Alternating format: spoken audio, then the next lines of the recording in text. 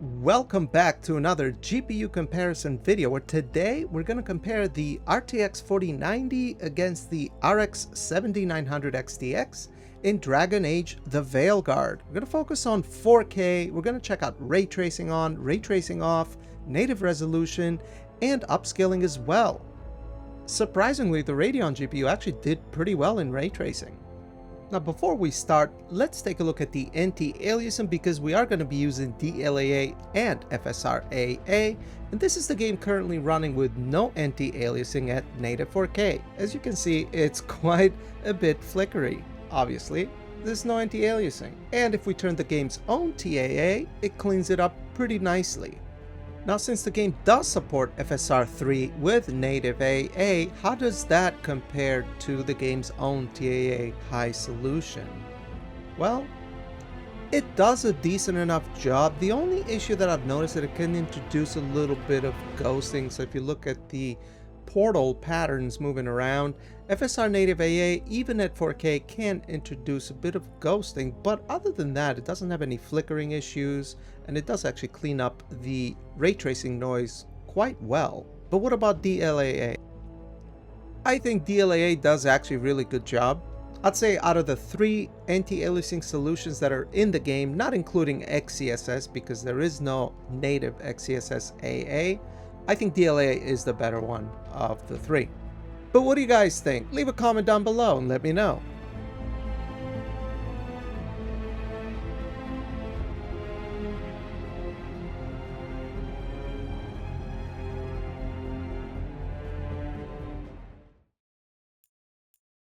Before we dive into the performance comparison, I wanted to expand a little bit on these type of comparisons that I make and look to see if there's an Nvidia driver overhead, because this game is very CPU intensive, especially with ray tracing maxed out. So here we have the game running at 4K with DLSS Ultra Performance and Ultra Ray Tracing enabled. So all the settings are completely maxed out. Now I tested this area in my previous video as well. Clearly here you can see that we are CPU bound, GPU utilization is only 85%, and we're getting around 78 to 80 FPS. Well, let's check out the RX 7900 XTX with the same settings.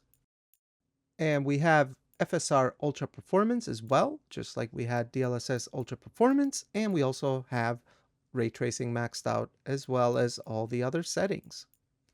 Now we bottomed out at around 78 FPS on the 4090, and on the 7900 XTX we are at 76, so around 78 FPS. So it looks to be the same. The 7900 XTX is also CPU bound. As you can clearly see, it's below 100% GPU utilization, and it's also consuming under 400 watts. With this GPU actually consumes around 450 watts because I have both overclocked. In that particular scenario, there was no Nvidia driver overhead because we got the same FPS. But let's turn ray tracing off because ray tracing here actually has a quite big performance hit to the CPU, as you can clearly see. We are CPU bound now as well, and we went from 78 FPS to around 112 FPS on the RTX 4090. Well, let's try doing the same on the 7900 XTX. We'll turn ray tracing off, and this is strange, guys. For whatever reason, with ray tracing off in a CPU bound scenario, the Nvidia GPU actually gets more frames. If you remember, we were getting around 115 frames, whereas the 7900 XTX tops out at around 91 FPS here. And you will see towards the end of this video, when we looked at ray tracing off, the last two chapters, whether it be FSR Quality or FSR Balance, the 7900 XTX is still stuck at around 91 to 100 FPS, whereas the 4090 hits all the way up to 115 with DLSS Quality and DLSS Balance. I've never seen this one before. Very strange. Let's begin. We're going to start with 4K native with ray tracing, every setting maxed out. We have the 4090 set to DLAA for anti-aliasing. And for the 7900 XTX, we have it set to FSR Native AA. All settings maxed out. Ray trace reflections, ambient occlusion, and ultra ray tracing on. We're going to start this mission and work our way down the settings and ray tracing off. For this video, we're using the same PC, Ryzen 7800X3D with 32 gigs of 6000 MHz C30 DDR5 memory.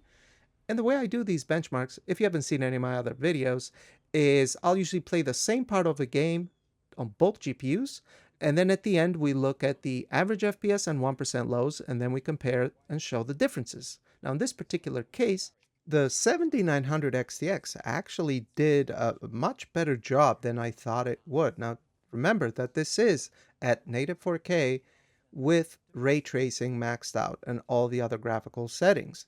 If we look at our average FPS, on the 4090 we have 58 FPS average, and on the 7900 XTX we have 43 FPS average. That is an advantage of 35% faster for the 4090.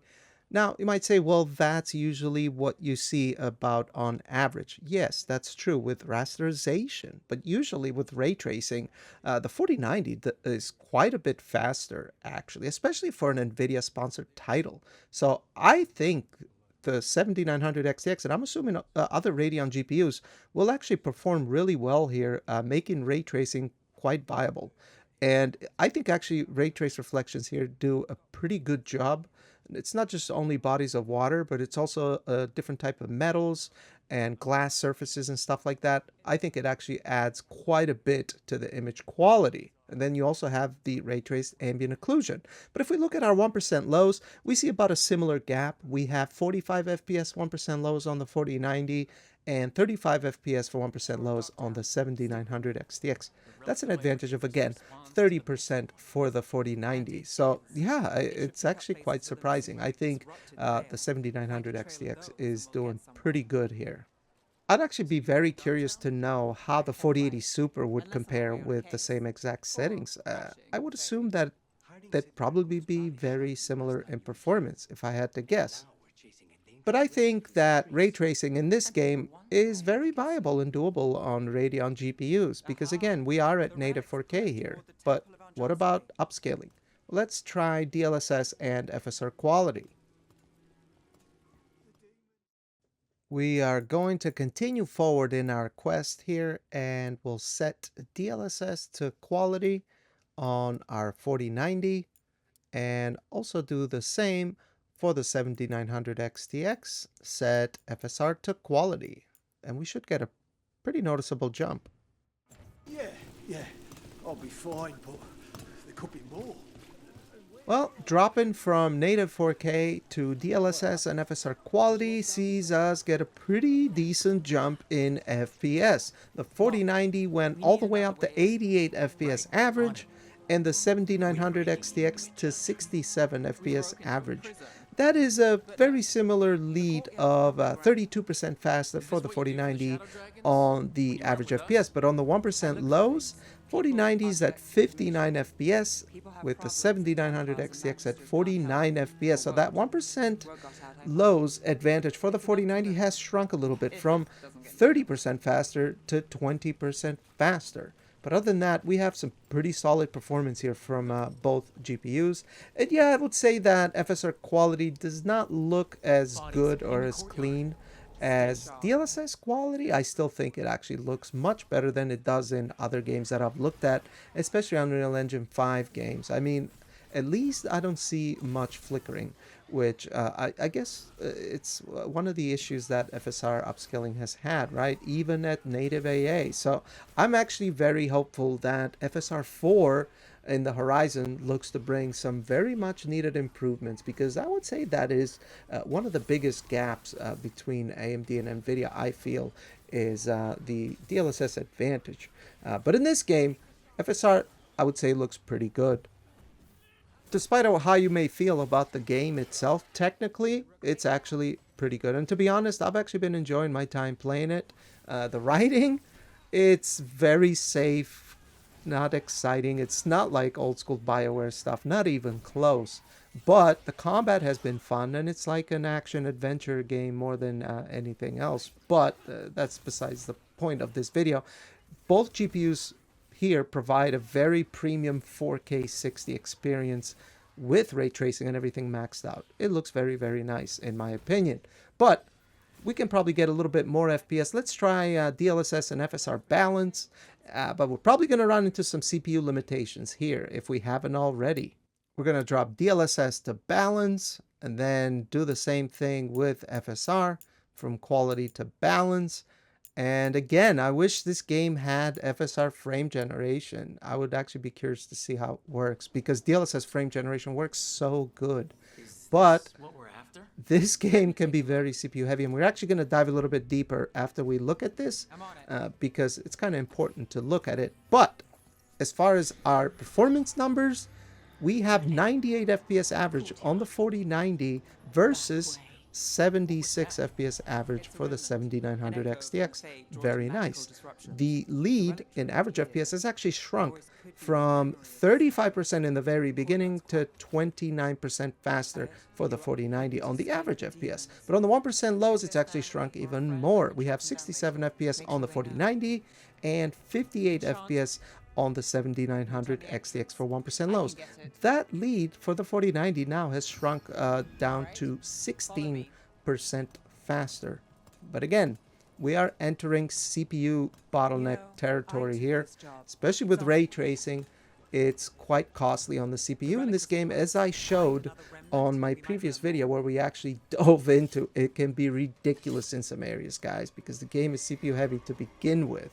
But then you enable ray tracing, ray trace reflections to be more specific, and it adds much bigger cost to the CPU utilization as well. We've now gone back and turned off upscaling. We've set the 4090 back to DLAA, set the 7900 XTX back to FSR Native AA, and we've turned ray tracing off. We should see a pretty decent jump in FPS here and more CPU resources too. Now with the ray tracing disabled, the reflections don't look as nice, but with the screen space fallback, they still look pretty decent. Everything else pretty much looks the same, and the ambient occlusion does take a bit of a hit without the ray tracing, but we do make up quite a bit of performance. I mean, on the 4090 actually, we are getting pretty much almost identical performance to what we were getting with ray tracing maxed out, but with DLSS quality. So that's kind of interesting. But as far as average and 1% lows, well, the 4090 is averaging 85 FPS versus 70 FPS on the 7900 XTX. That is a lead of 21% faster for the 4090. So the 7900 XTX has actually closed the gap a little now that the ray tracing is off. Before, with DLAA and FSR AA, the 4090 had an advantage of 35%. Now it's 21%. For the 1% lows, though, we're at 63 FPS for the 4090 versus 56 FPS on the 7900 XTX. That is an advantage of only 13% faster for the 4090, whereas with ray tracing, it was 30%. So yeah, even at native 4K, we are well above 60 on both GPUs, which is pretty nice. But what about DLSS and FSR quality? Well, let's take a look at that. We should get quite a bit more FPS, although we are bound to hit CPU limitations at some point. Alright, so we'll disable our DLAA and go with DLSS quality on our 4090, and on our 7900 XTX, go with FSR quality. And we see a nice jump to our performance, guys. We're now very close to 100 FPS and a little bit above on the 4090 actually. Very nice performance here.